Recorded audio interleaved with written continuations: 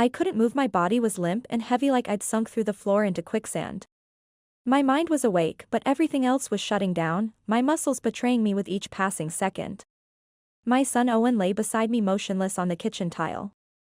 I could barely make out his face through my blurred vision, but I knew he was still breathing, the subtle rise and fall of his chest the only comfort in this nightmare. And then I heard my husband, Connor, standing a few feet away, whisper something so cold it sent a deeper chill through my bones than anything I'd ever felt in my 12 years of emergency nursing. "It's done. They'll both be gone soon." Gone. I wasn't supposed to hear that. As the sound of his footsteps faded down the hallway, I fought every urge to sit up and scream, to lunge for the phone, to grab Owen and run. Instead, I leaned close to Owen's ear and whispered, "Don't move yet." I don't know how I stayed calm in that moment. I think it was the years I spent as an ER nurse, handling trauma cases where one wrong move meant death, or maybe it was just the primal instinct of a mother trying to save her child. But something told me, don't panic, stay still, and wait, because something was very, very wrong. Let me take you back just a few hours before that moment, the last time things felt somewhat normal, if you could call our life normal anymore. I'm Bridget. I'm 38 years old, a mom, and until recently, a wife. I gave up my emergency nursing career when Owen was born to raise him full-time, leaving behind the adrenaline-fueled trauma center where I'd spent 8 dedicated years. He's my entire world, curious, scientifically minded, and always watching everything I do with those perceptive blue eyes that seem to catalog every detail. We've been a team since day one, especially after the difficult birth that nearly took both of us. Connor, my husband of 12 years, used to be a funny, charming, and kind guy who made people feel special, even strangers, always ready with the perfect comment or thoughtful gesture. But somewhere along the way, that charm faded into silence, his warm eyes growing distant and cold. Then came the late nights, the password-protected phone, the secret calls behind closed doors, the strange absences with increasingly thin excuses. Still, I held on, for Owen, for the life we built in our Boston suburb, for the hope that maybe the investment advisor I fell in love with was still in there somewhere. So when Connor said he wanted to cook dinner for us, a rare thing, I felt my heart lift with a cautious hope that maybe, just maybe, he was trying again. Trying to be present, to connect, to be the father and husband we desperately missed. He said he had a special recipe he wanted to try: steak, mashed potatoes, green beans. Simple but comforting, nothing fancy but made with care. Owen was excited, practically bouncing in his chair as he helped set the table. He loved when Connor made an effort, no matter how small, starved for his father's attention in a way that made my heart ache. We sat at the table, the good china glinting under the dining room light. The food smelled okay, a little off, but I didn't say anything, not wanting to break this fragile moment of family connection. Connor was watching us, smiling more than usual, almost too much, his eyes never leaving our plates. I took a few bites, my training immediately registering the unusual bitter undertone beneath the butter in the potatoes. Owen did too, his small fork moving from plate to mouth. That's when I felt the first wave, lightheadedness, the room spinning just slightly, my peripheral vision tunneling in a way that my medical training recognized instantly. My mouth went dry, my stomach turned, my fingertips tingling with alarming numbness. I looked at Owen. He was rubbing his eyes, blinking slowly, confusion clouding his face. He whispered, "Mom, my tummy hurts." That was the moment I knew something was horribly wrong, my nurse's brain cataloging symptoms that matched no natural food poisoning. I remember thinking, this is a central nervous system depressant. This is deliberate. Then everything went dark except my thoughts, except my instinct honed through years of emergency situations. I collapsed beside my son and did the only thing I could think to do. It was a pretend. I lay there completely still, listening, measuring my breathing to appear unconscious while fighting the powerful sedative. And that's when I heard Connor's voice, "It's done. They'll both be gone soon." Gone. Those words will echo in my mind for the rest of my life, cutting deeper than any knife ever could. What happened next, even I didn't see it coming. If you asked me a year ago, I would have told you my life was boring in the best way. We lived in a quiet neighborhood just outside Boston, one of those places where people wave when you drive by and the mailman knows your dog's name. Our house wasn't fancy, but it was warm, safe, or at least I thought it was. I spent most of my time at home with Owen. He's 11, sharp as a tack, and way too observant for his age. He always asks a million questions, wants to know why things happen, how things work, his mind constantly analyzing patterns like I used to analyze patients' symptoms. I used to joke that he was my little scientist, with his collection of chemistry sets and detective novels stacked beside his bed. He'd follow me everywhere, mimic everything I did, how I stirred my coffee, how I folded the laundry, even the way I hummed to myself when I was thinking. Being his mom is the one thing I've never questioned. I may not have been using my nursing degree like Connor used his Wharton MBA, but I had Owen, and he made my life feel rich with purpose. Connor and I met when I was 25, at a hospital charity event where he was representing his investment firm. He was tall, quick-witted, charming, the kind of guy who made you feel like the center of the universe when he looked at you with those intense eyes. He was working as an investment advisor, already making good money, and he had this way of taking charge in a room, confident but not cocky, at least not back then. We got married within a year, and at first, he really was amazing, the kind of husband my friends envied. He surprised me with flowers, wrote notes on sticky pads, made playlists for long drives up the New England coast. When Owen was born after my difficult delivery, he cried harder than I did, holding my hand like it was the most precious thing in the world. I remember thinking, this is the man I'll grow old with. We're going to build a beautiful life. But time changes people. Somewhere in the last 2 years, something in Connor started to shift, like watching a familiar landscape slowly transform into something unrecognizable. At first, it was little things. He stopped joining us for family movie nights, he stopped listening to Owen's excited science discoveries, he stopped kissing me on the forehead before leaving for work. I told myself it was stress, his job was intense, long hours, demanding clients, the pressure to maintain our lifestyle. I figured he just needed space. But then came the locked phone, the whispered calls behind closed doors, the way he'd leave the house without saying where he was going or when he'd be back. I asked questions, my nurse's intuition sending warning signals I tried desperately to ignore. He got defensive, said I was being paranoid, controlling, that my years at home had made me suspicious and bored. So I stopped asking, swallowing my concerns like bitter medicine. I went quiet too, for Owen's sake. I kept things smooth on the surface, smiles at dinner, small talk, the illusion of normal, while underneath my heart was breaking for the family we used to be. And then just last week, something strange happened. Connor came home early, earlier than he had in months, and for the first time in a long time, he looked relaxed, his shoulders unburdened in a way I hadn't seen in years. He kissed Owen on the head, looked me in the eye with unexpected warmth, and said, "I'm cooking dinner tonight." I blinked, suspicion immediately flickering through me. "Since when do you cook?"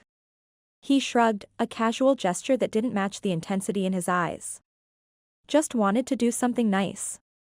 "You've been working so hard with Owen lately."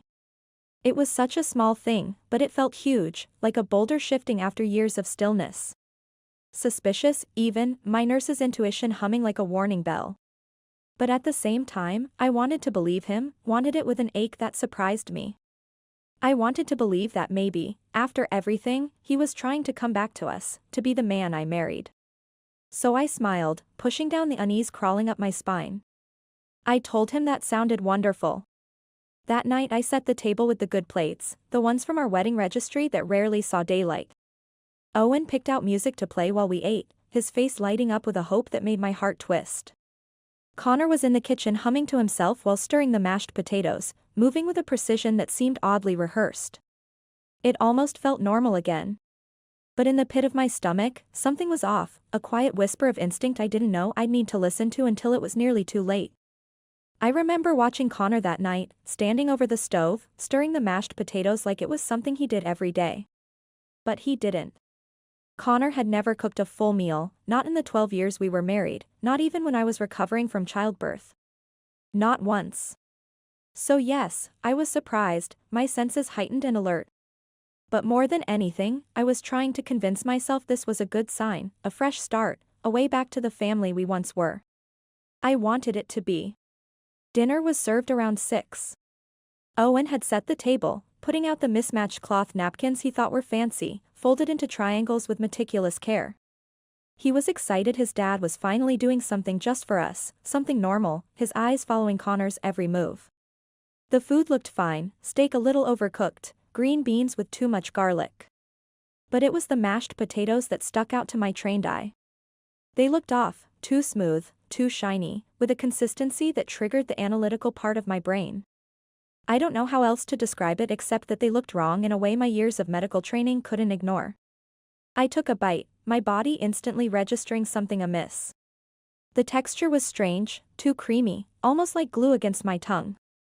Taste wasn't bad, but there was a bitterness under the butter, something medicinal that my palate recognized from years dispensing medications. I pushed the fork aside and reached for my water, swallowing hard, fear beginning to bloom. Owen took a few bites too. I watched him with mounting anxiety, my maternal instincts screaming now. He made a face but kept eating, eager to please his father. Connor was watching us, saying very little, just sitting there smiling with an intensity that made my skin crawl. I remember saying, "These potatoes taste a little funny," carefully keeping my voice casual. And Connor, he laughed, said something like, "Guess I'm not as good a cook as I thought." Then he stood up and started clearing his plate before he'd even finished eating, his movements too controlled, too deliberate.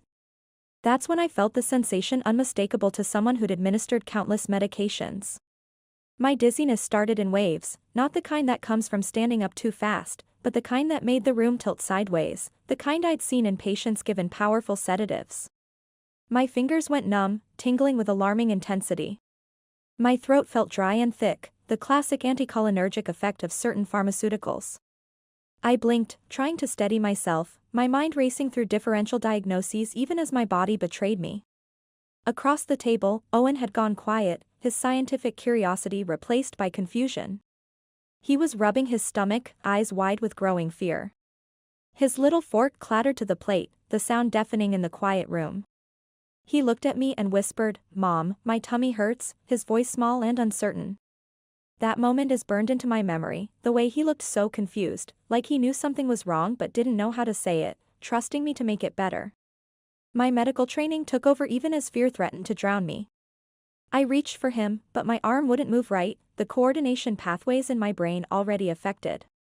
My muscles weren't responding, confirming my diagnosis, a powerful central nervous system depressant. My vision started to blur around the edges, darkness creeping in like an unwelcome tide. I could barely keep my eyes open, fighting the sedative effect with every ounce of willpower. And Connor, he wasn't rushing over to help like any normal parent would. He wasn't panicked at our sudden illness.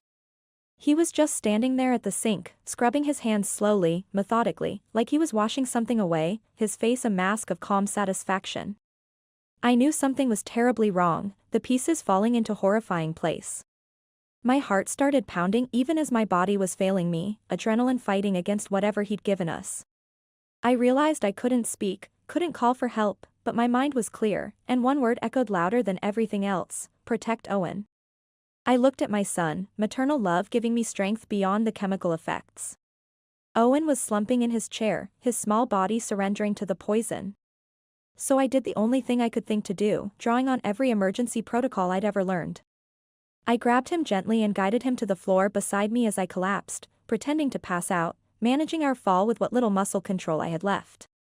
I pressed his small hand under mine and gave the tiniest squeeze I could manage, just enough for him to feel it, our secret code that everything would be okay. Then we lay there, as still, silent, my ears straining for information as my other senses failed. That's when Connor walked back into the room, and I heard it: "It's done. They'll both be gone soon." My blood ran cold, every maternal instinct screaming in silent protest. There was no panic in his voice, no sadness, just calm finality, like this was a task he'd completed, like we were never more than boxes on a to-do list, obstacles to be removed.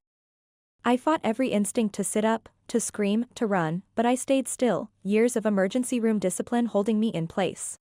And when I heard him walk out of the room, his footsteps unnervingly calm, I leaned close to my son and whispered, "Don't move yet."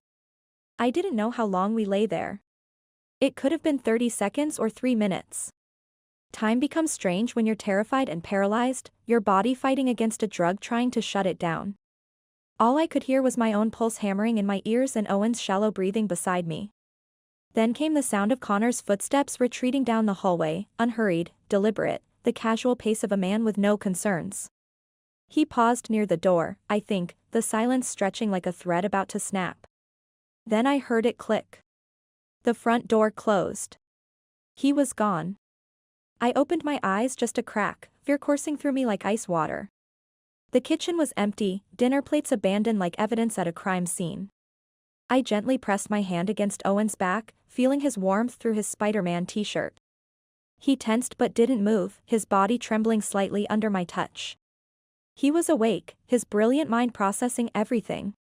He'd heard everything too. Bathroom, I whispered, my medical training kicking in despite the fog. Go spit. Throw up if you can.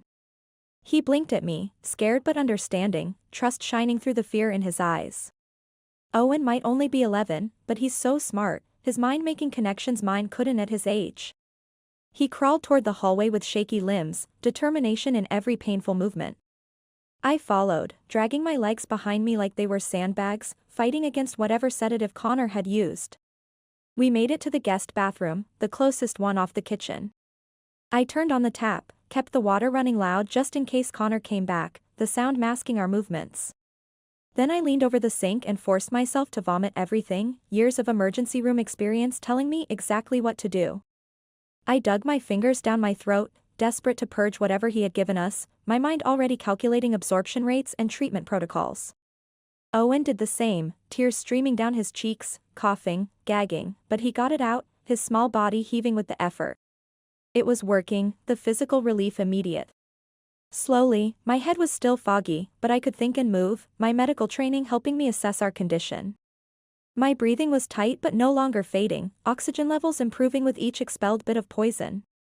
I sat on the cold tile floor, my back against the cabinet, holding Owen's hand, my thumb gently stroking his palm to calm him. "Mom," he whispered, his voice breaking with confusion, "why would Dad do that?" I couldn't answer, the question stabbing my heart. We had to get out now. I tried to call 911, but my phone was dead, not low battery dead, no response, no restart screen. It had been working that morning when I texted the school nurse. I checked the wall phone in the kitchen, moving as quietly as my unsteady legs would allow. Line dead. That's when I realized Connor had planned this thoroughly, coldly, leaving nothing to chance. "No time," I said, trauma nurse instincts taking over. "We go now." I grabbed the emergency flashlight from under the sink, wrapped Owen in my hoodie, and led him through the laundry room into the garage, avoiding windows. I had to be quiet, hyper-aware of every creaking floorboard. We both did. I didn't know if Connor had really left or if he was watching from the car or hiding outside, waiting to make sure we wouldn't wake.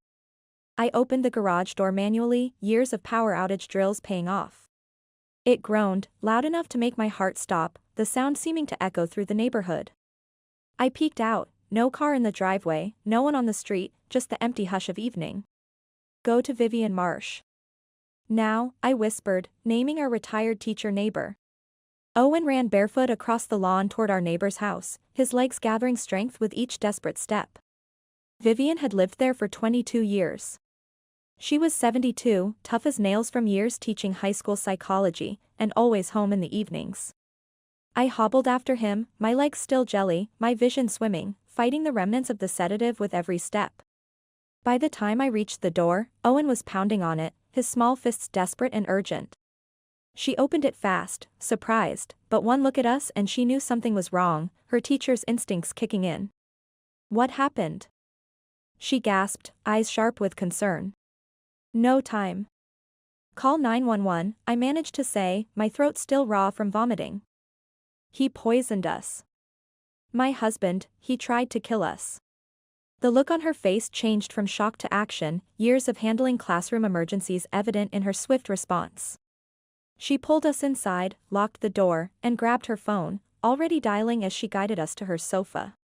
Within 5 minutes, I could hear the sirens, and for the first time in what felt like forever, I let myself breathe, holding Owen against my chest. We were still alive, our hearts beating against each other. But this was far from over, the nightmare only beginning to unfold. The ambulance lights flashed against the walls like red lightning as the paramedics rushed us out of Vivian's house. Owen was trembling under the emergency blanket they'd wrapped him in, holding on to my hand like he thought I might disappear, his fingers cold against mine. My body was still fighting to stabilize, my vision was sharp 1 second, swimming the next, but I was conscious, alive, monitoring both our symptoms even as I was being treated.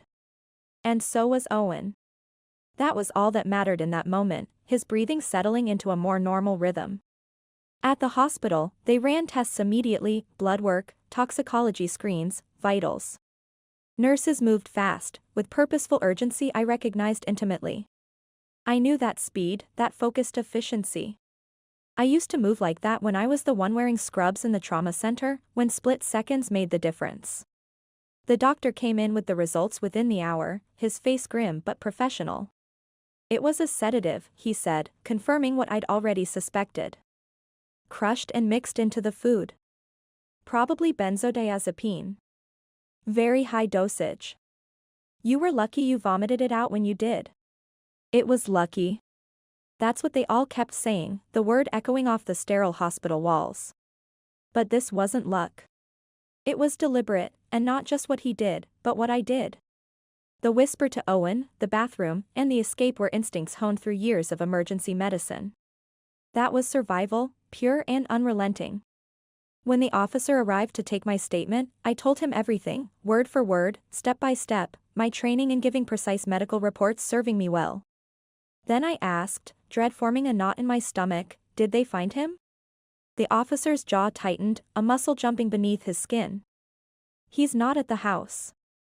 His car's gone. We've issued a statewide alert. I felt my stomach drop again, not from poison, but from the sickening possibility that he could get away with this. He might leave us always looking over our shoulders, never truly safe again. But then, less than 48 hours later, they caught him at the airport, trying to board a flight to Belize with a fake passport and a second phone hidden in the lining of his expensive carry-on. He hadn't just poisoned us and run. He had planned this for weeks, maybe longer, meticulously crafting our deaths like one of his financial portfolios. And it wasn't until my sister Morgan flew in that the final puzzle piece slid into place, completing the horrifying picture. We were sitting in the hospital room, Owen finally asleep in the bed next to me, his face peaceful for the first time since that night. Morgan leaned forward with this look on her face, part disbelief, part heartbreak, her attorney's composure cracking. I didn't want to say anything, she whispered, her voice tight with regret. But Bridget, Connor's been cheating. I've known for 2 months. I just stared at her, the revelation less shocking than it should have been. She said, I saw him with a young woman, maybe 26. They were at that restaurant in downtown. He kissed her. I followed them. They went back to a condo in Back Bay. I didn't tell you because I wasn't sure what to do. I thought maybe he was just having a crisis. A crisis. I almost laughed, the bitterness rising in my throat like bile. Remember, this was never just an affair. This was an exit strategy, cold and calculated. And it got worse. That woman, Elena Winters, it turns out, she came from a wealthy family, her father a real estate magnate with properties across New England. Her father had passed away recently. She was set to inherit a sizable fortune, but only if she married someone with no children and no prior debts, stipulations in her father's will to protect the family wealth. Connor, then, was trying to create that version of himself, free of a wife, free of a son, free of his mounting debts, free to start over with a fresh inheritance. The poisoning, the fake documents, and the airport escape made sense now, the puzzle pieces fitting together with sickening clarity. He wasn't just trying to leave us. He was trying to erase us, to write us out of existence. They charged Connor with attempted murder, felony child endangerment, and use of a controlled substance with intent to cause harm, the charges piling up like the evidence against him. He pled not guilty at first, until the evidence was stacked too high to climb out of, his lawyer's face growing more grim with each new revelation. He's now serving life in prison with no chance of parole, his investment career and freedom terminated in a single judicial sentence. And me? I'm still putting the pieces back together, finding fragments of myself I thought were lost forever. But the truth? I'd rather live in broken pieces than in a perfect lie, the jagged edges of reality better than the smooth surface of deception. I wake up every morning with a different kind of gratitude now, not for the big things like second chances or justice or revenge, but for the small ones that remind me we're alive. It was like Owen laughter coming from the living room of Morgan's apartment. Or the quiet click of the front door locking at night, the security it represents. The warmth of sunlight through the kitchen window as I make coffee in a house where I know we are safe, truly safe. It's been 3 months since the night everything fell apart. 3 months since I collapsed on the kitchen floor next to my son. 3 months since I heard my husband Connor whisper that we'd be gone soon. It's surreal to say those words out loud, even now, the reality of them still shocking. It doesn't feel real, like something from a nightmare or a true crime show. But it was. And we're still here, breathing, healing, and surviving. Owen and I both made full physical recoveries, our bodies resilient. Doctors said the sedative dosage was dangerously high, meant to mimic an accidental overdose, something that could be explained away as a tragic mistake, dismissed by investigators. If we hadn't thrown it up in time, we might not be here to tell this story, our voices silenced forever. That thought follows me like a shadow, darkening even the brightest moments. Owen doesn't talk about his dad much, the wound's still too fresh. Sometimes I catch him staring out the window, quiet, lost in his thoughts, his scientist's mind trying to make sense of the senseless. Other times he'll crawl into my bed in the middle of the night just to be near me, seeking the security only a mother can provide. I don't push him to talk. I let him lead, respecting his process. He's healing in his own way, finding his path through the darkness. So am I, one day at a time. We're living with my sister Morgan for now, her legal expertise a shield around us. She's been our anchor, and despite the guilt she felt for not telling me about Connor's affair sooner, I never once blamed her, not for a second. Because here's the truth, we all miss things we don't want to see, our hearts protecting us from what our minds can't bear. I didn't want to believe Connor was capable of hurting us, that the man I married, the father of my child, was planning our erasure like it was a business merger, a simple deletion of liabilities. But he was. The motive was as cold as the act: money, image, social status, a future that didn't include us, an investment in a new life. He pled guilty in the end. There was too much evidence to fight: the poisoning, the fake ID, the plane ticket, the bank transfers, the text messages to Elena promising a new life together. He's now serving life without parole, his expensive suits exchanged for prison uniforms. And while I can't say I've found peace yet, I found something more important: clarity, a vision unclouded by deception. People always ask me what I learned from this, what I'd say to other women, or anyone in a situation like mine. So here it is: listen to your instincts, even when they whisper, even when they don't come with proof or evidence. We're taught to be polite, to give people the benefit of the doubt, to silence our inner warnings. But sometimes doubt is the benefit, the protection we need most. When your body tells you something is wrong, believe it without hesitation. When your gut clenches without explanation, pay attention to that primordial warning. When you feel the air shift in a room, the mood darken, the silence stretch, that's your warning system activating. I ignored it for too long, drowning it in rationalization. I let fear of confrontation be louder than fear of danger, a mistake I'll never make again. Never again. The night Connor tried to poison us, my survival didn't come from strength. It didn't come from training alone, though my nursing experience helped. It came from stillness, from listening, from not moving until the time was right. That small, quiet decision saved my life. And it saved my son, the most precious person in my world. Now every day is a new chance to protect him the way I couldn't before, not just from harm, but from silence, from doubt, from believing that love means ignoring your own voice. Because real love, the kind that lasts, never puts you in danger. It never makes you question your worth or safety. And it never, ever comes with poison, whether in a glass or in words or in actions.